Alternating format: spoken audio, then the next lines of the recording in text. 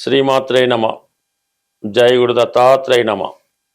ఈ వీడియోలో మనం సింహరాశి వారికి మార్చి 22వ తారీఖు నుంచి 28వ తారీఖు మధ్యలో జరగబోయే వార ఫలాలు పరిశీలించినప్పుడు ప్రధానంగా సింహరాశి వారికి ఈ వారం నుంచి అంటే ఈ వారం అంతా కూడా మరి కాలసర్ప దోషం అనే ఒక దోషం ఏర్పడింది. అంటే రాశి సింహరాశిలో కేతువు, సప్తమ స్థానం అయినటువంటి కుంభరాశిలో రాహు, ఆ రాహుతోనే ఈ బుధ కుజగ్రహాలు కలిసి ఉండడం జరిగింది. అంటే 1-7 యాక్సెస్లో సింహరాశి వారికి ఈ కాలసర్ప దోషం ఏర్పడడం వల్ల 7వ భావ ఫలితాలు జాతకుడికి చాలా ఇబ్బంది పెడతాయి.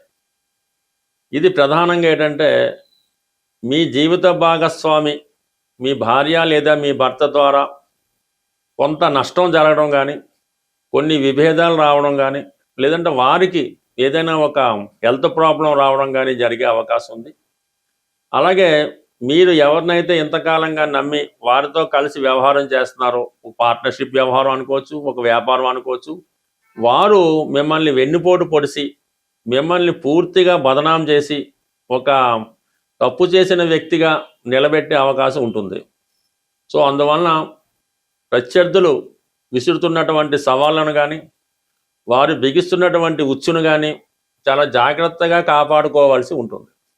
ఇక్కడ సప్తమ స్థానమే బలమైంది, అపోజిషన్ పార్టీ. అక్కడ కుజుడు ఉన్నాడు, రాహు ఉన్నాడు, అలాగే బుధుడు ఉన్నాడు. సో ఈ అన్ని కారణాల వల్ల ఏంటంటే మీకు వారు చాలా బలవంతులై ఉంటారు. మీ అపోజిషన్ పార్టీ అవ్వచ్చు, మీ జీవిత భాగస్వామి అవ్వచ్చు.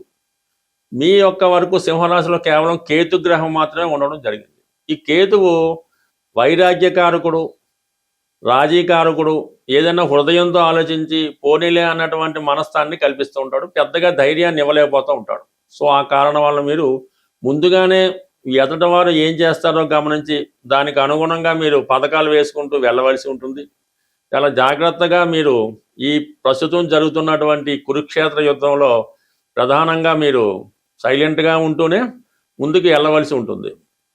అయితే సప్తమ స్థానం ఉన్నటువంటి గ్రహాలు దశమ భావాన్ని మీద కూడా తమ యొక్క ప్రభావాన్ని చూపుతుంటాయి. అంటే దశమాతు దశమం సప్తమం కాబట్టి వృత్తిపరంగా కొన్ని అనుకోని చికాకులు రావడం కానీ, మీరు నిజాయితీగా వ్యవహరించడం వలన వృత్తిపరంగా మీకు కొన్ని ఇబ్బందులు కానీ, అపనిందలు కానీ, అపవాదులు కానీ వచ్చే అవకాశం ఉంది.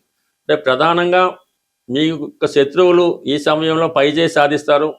మిమ్మల్ని అణగదొక్కే ప్రయత్నం అనేది జరుగుతుంటుంది. అది టెంపరీగా అయినప్పటికీ కూడా కొంతవరకు మీకు కొంత ఇబ్బంది కలిగించే అవకాశం ఉన్నది. దాంతో ప్రధానంగా అష్టమ స్థానంలో శని భగవానుడు, ఇప్పుడు రాష్ట్రాధిపతి రవి కూడా అష్టమ స్థానంలోనే ఉన్నాడు. ఈ అష్టమ స్థానంలో రవి శనుల కలయిక మీ కుటుంబంలో మీ తాతగారికి కానీ, తండ్రి గారికి కానీ, వ్యక్తిగతంగా మీకు లేదంటే మీ మగ సంతానానికి కానీ ఏదో ఒక ఇబ్బంది స్ట్రగుల్ వచ్చే అవకాశం ఉంది. వారికి ఉద్యోగపరంగా రావాల్సినటువంటి హోదా కానీ, రావాల్సినటువంటి ఉద్యోగం కానీ, రావాల్సిన పదవి కానీ రాకుండా అది వేరే వారికి వెళ్ళిపోవడం వల్ల కొంత అవమానానికి మీ కుటుంబం గురయ్యే అవకాశం ఉంది.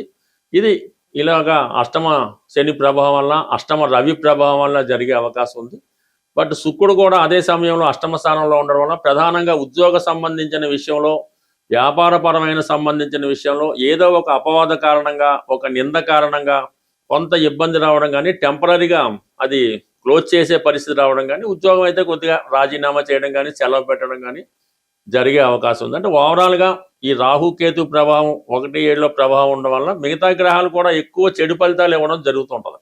అదే శుభగ్రహాల ప్రభావం ఉన్నప్పుడు మంచి జరుగుతూ ఉంటుంది. ఈ కారణం వల్ల జాగ్రత్తగా వ్యవహరించవలసి ఉంటుంది. బట్ ఏదైనా ఒకే ఒక గ్రహం, గురుగ్రహం లాభస్థానంలో ఉండడం వల్ల ఏ కార్యక్రమం ఎంత ఇబ్బందులు వచ్చినా, ఎన్ని సమస్యలు వచ్చినా ఎవరో ఒకరు దైవబలంతో మిమ్మల్ని ఆదుకొని మీకు వచ్చినటువంటి సమస్య నుంచి కంప్లీట్గా బయటపడవేయడం జరుగుతుంది. కాబట్టి కంప్లీట్గా మీరు ఈ సమయంలో మీ స్వశక్తి కన్నా దైవ బలం మీద ఎక్కువ భారం వేసి దైవాన్ని నమ్ముకోవడం కానీ, ఏదైనా ఒక మంచి అడ్వైజర్ ద్వారా మీ కార్యక్రమాలు సాధించుకుంటే ప్రస్తుతం ఉన్నటువంటి సమస్యలు నెమ్మదిగా వాటికి అవే పరిష్కారం అయ్యే అవకాశం ఉంటుంది. ప్రధానంగా విపరీతమైనటువంటి ఆర్థిక పరమైనటువంటి సమస్యలు, రుణ బాధలు ఇబ్బంది పెడుతుంటాయి.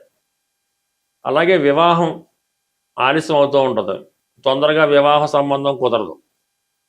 వివాహం తర్వాత భార్యాభర్తల మధ్య విభేదాలు ఇవన్నీ బాగా ఎక్కువగా ఉన్నప్పుడు మీరు ఏ రోజైనా పర్లేదు, ప్రధానంగా మంగళవారం అయితే మంచిది. ఈ మంగళవారం రోజు సాధారణంగా మీకు కోతులు అంటే కోతులు, కొండముచ్చులు ఏమైనా పర్వాలేదు. మీకు కొద్దిగా దూర ప్రాంతంలో, అటవీ ప్రాంతం ఉన్నా, ఊర్లో కొద్దిగా దూరంగా ఉన్నా, వాటికి శనగపప్పుతో చేసినటువంటి శనగపప్పు బెల్లం కలిపి శనగుండల్లా చేస్తూ ఉంటారు.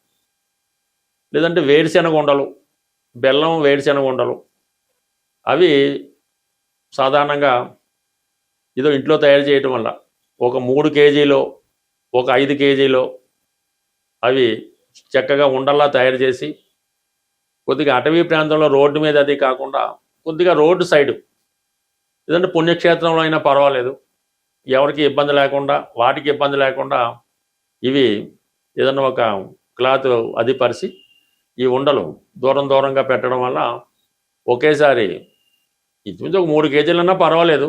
ఏదన్నా ఇలాంటి విపరీతమైన ఇబ్బందులు ఉన్నప్పుడు ఏదైనా ఘనంగా చేయాలి తప్ప ఏదో 4 ఉండలు వేసాం, ఒక 3 అరటిపళ్ళు వేసాం, ఓ బెల్లం మొక్క పెట్టామంటే మాత్రం ఫలితం దక్కదు.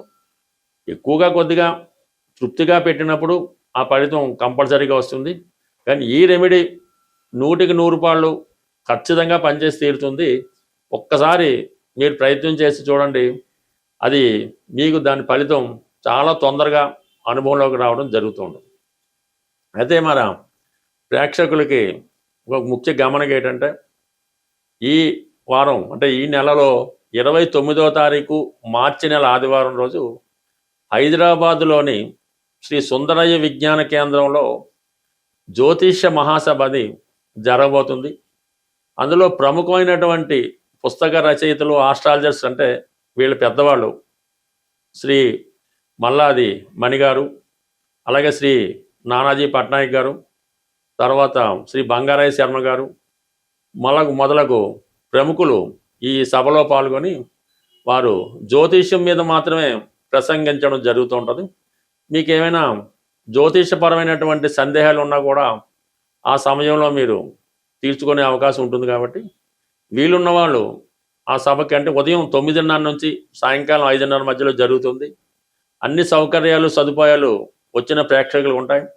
ఏ విధమైనటువంటి ప్రవేశ రుచుంగా ఏమీ ఉండదు. మీరు ఉచితంగానే ఈ సభకి విచ్చేసి జ్యోతిషపరంగా కొన్ని అమూల్యమైనటువంటి సలహాలు, సూచనలు తెలుసుకునే ప్రయత్నం చేయండి. ఆసక్తి ఉన్నవాళ్ళు ఈ స్క్రీన్ మీద నోట్ అవుతున్నటువంటి ఫోన్ నెంబర్కి ఫోన్ చేసి రిజిస్ట్రేషన్ చేసుకుంటే మరి మంచిది. అంటే మేము తగిన ఏర్పాట్లు చేసుకోవడానికి అవకాశంగా ఉంటుంది. కాబట్టి తప్పకుండా రిజిస్ట్రేషన్ చేసుకొని హాజరవుతారని ఆశిస్తూ స్వస్తి.